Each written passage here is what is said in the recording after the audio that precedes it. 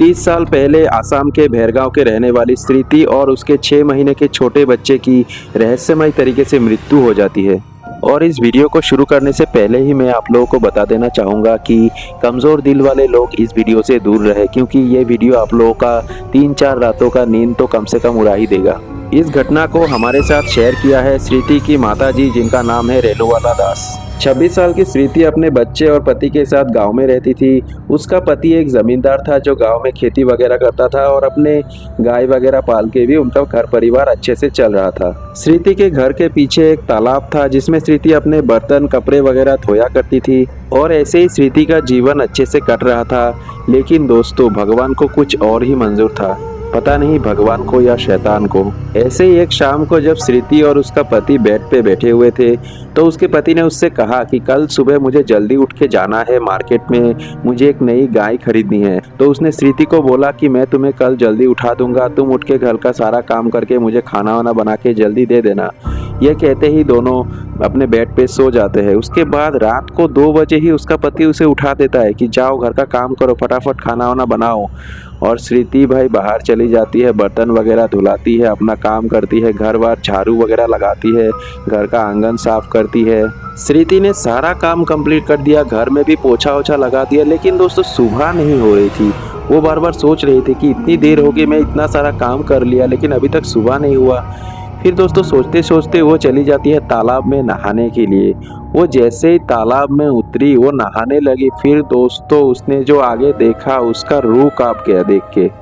और स्मृति ने यहाँ पे देखा कि तालाब के दूसरी तरफ एक सफेद कपड़ा पहने हुए औरत एक टक स्मृति की तरफ देखे जा रही है, नॉन स्टॉप उसकी तरफ घूर रही है।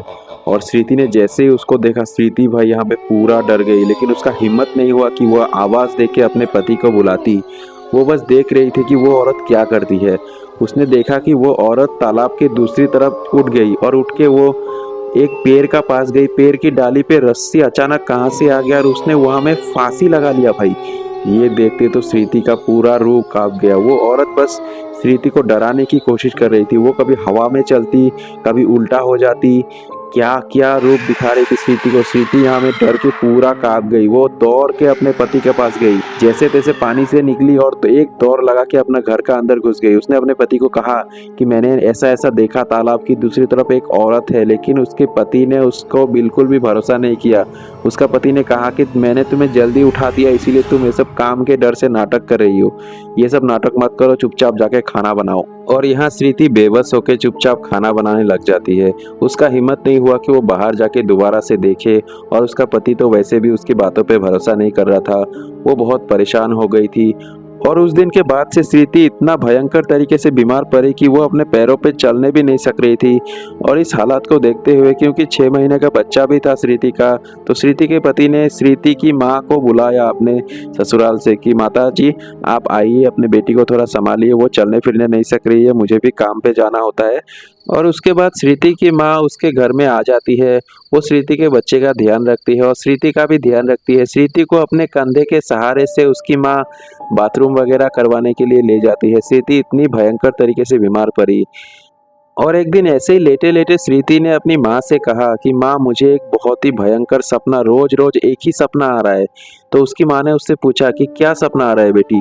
तो स्मृति कहती है कि एक सफेद कपड़ा पहने हुए औरत जिसका बहुत ही भयंकर चेहरा है, वो झाड़ू लेके हमारे तालाब के किनारे रास्ते को झाड़ू मारते हुए मुझे कहती है कि आजा बेटी आजा, पूरा साफ हो गया रास्ता, आजा, देख देख देख मैंने पूरा साफ कर दिया, आजा आजा आजा। ऐसे करके मुझे रोज बुलाती रहती है माँ। मैं क्या करूँ माँ, मुझे कुछ समझ में नहीं आ रहा है, मुझे बहुत डर लगता है, मुझे लगता है वो मुझे ले जाएगी। और माँ तुम्हें यहाँ नहीं आना चाहिए था, तुम्हारे ऊपर ही दोष लगेगा। तो उसकी माँ ने कहा कि मेरे ऊपर क्या दोष लगेगा। तो स्मृति ने बार बार वही कहा कि माँ तुमको यहाँ नहीं आना चाहिए था, तुम्हारे ऊपर ही दोष लगेगा। क्योंकि स्मृति को पता चल चुका था कि वो ज्यादा दिन तो नहीं बच पाएगी, वो आत्मा उसे अपने साथ जरूर ले जाएगी। और ऐसे ही कुछ दिन बीतने के बाद ना आखिर वो मनहूस रात आ ही गई, जब स्मृति अपनी मम्मी और बच्चे के साथ बिस्तर पे लेटी हुई थी और उसका पति दूसरे कमरे पे सोया हुआ था। जो स्मृति अपने आप से बाथरूम तक नहीं जा पाती थी, उसके मम्मी उसको सहारा दे दे के ले जाती थी बाथरूम कराने के लिए, नहलाने के लिए। वो स्मृति रात के 12 बजते ही उठ के बैठ गई और वो जैसे ही उठ के बैठ गई उसका बच्चा जोर जोर से रोने लगा क्योंकि उसको पता चल गया था कि उसकी मम्मी को कोई चीज लेके जा रही है। स्मृति अपने से बेड पे उठ के बैठी, खड़ी होके चलने लगी। चलते चलते दरवाजा खोल के बाहर निकल गई और उसका बच्चा जोरों जोरों से रोए जा रहा है, लेकिन उसका मम्मी को बिल्कुल भी सुनाई नहीं दे रहा है उसका आवाज। उस आत्मा ने उसकी मम्मी को एकदम बेहोश करके सुला दिया। उसका मम्मी को कुछ भी सुनाई नहीं दिया। बच्चा इतना जोरों जोरों से रो रहा था कि पड़ोसियों को सुनाई दिया कि कोई बच्चा रो रहा है, लेकिन उसकी मम्मी को सुनाई नहीं दिया। और ऐसे ही स्मृति कमरे से बाहर निकल के चली गई। और अगले दिन जैसे ही सुबह हुई उसका पति उसके कमरे में आया, आके देखता है कि बच्चा का रो रो के बुरा हाल, बच्चा पूरा बेहोशी की हालत तक पहुंच चुका है और स्मृति कमरे में नहीं है। उसने फटाफट से मम्मी को जगाया कि मम्मी स्मृति कहाँ है। तो मम्मी कहती है भाई स्मृति तो अपने से चल फिर नहीं सकती, वो कहाँ जा सकती है। वो सब डर गए और आस पड़ोस के लोगों को भी पता चला, वो लोग भी ढूंढने लगे, लेकिन उसका पति सीधा दौड़ते हुए तालाब के पास गया और वो जाके पता है क्या देखता है, स्मृति का चप्पल और जो चादर वो पहन के गई थी दोनों तालाब के किनारे आराम से रखा हुआ था। मतलब ऐसा लग रहा था कि कोई चप्पल और चादर उतार के सीधा तालाब के अंदर ही स्मृति चली गई है। और उसका पति देख के समझ चुका था कि उसको तो कोई और लेके चला जा चुका है, क्योंकि उसका पति को कैसे पता चला कि स्मृति तालाब के पास ही गई है, क्योंकि बाकी लोग तो इधर उधर ढूंढ रहे थे लेकिन उसका पति सीधा तालाब के पास ही दौड़ के गया। क्योंकि दोस्तों उसका पति पहले ही एक बार शादीशुदा था और उसकी पहली पत्नी की भी बिल्कुल इसी तरीके से मृत्यु हुई थी। उसकी पहली पत्नी भी अपनी चप्पल को तालाब के पास उतार के तालाब में उतर गई थी और उसकी भी मृत्यु हो गई थी। तो उसके पति को पहले ही सब कुछ मालूम था। फिर भी जब स्मृति ने उसको बताया कि मुझे तालाब के पास कुछ दिख रहा है, तो उसके पति ने उसको डांट दिया कि तुम काम के डर से नाटक कर रही हो।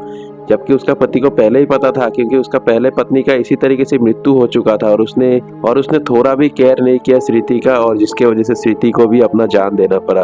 और जैसा कि स्मृति ने मरने से पहले कहा था अपनी मम्मी से कि माँ तुम्हारे ऊपर ही दोष लगेगा, तुम्हें यहाँ नहीं आना चाहिए था, बिल्कुल वैसा ही हुआ। आस पड़ोस के लोगों ने कहा कि बच्चा इतना जोर जोर से रो रहा था, हम लोग को सुनाई दे रहा था और आप बगल में सोई हुई थी, आपको सुनाई नहीं दिया क्या। जैसा स्मृति ने कहा था बिल्कुल वैसा ही हुआ, उसका मम्मी का ऊपर ही दोष लगा। लेकिन उसका मम्मी का भी यहाँ पे कोई गलती नहीं था, क्योंकि उस आत्मा ने उसकी मम्मी को एकदम नींद में बेहोश कर दिया था और उसकी बेटी जो कि चल भी नहीं सकती थी उसको चला के ले गई तालाब के पास और उसको मार दिया। और इस घटना के बाद स्मृति का बच्चा भी ज़्यादा दिन नहीं बच पाया, उसकी भी इसी तरीके से मृत्यु हो गई। उसका बच्चा भी रोते रोते अपना जान दे दिया।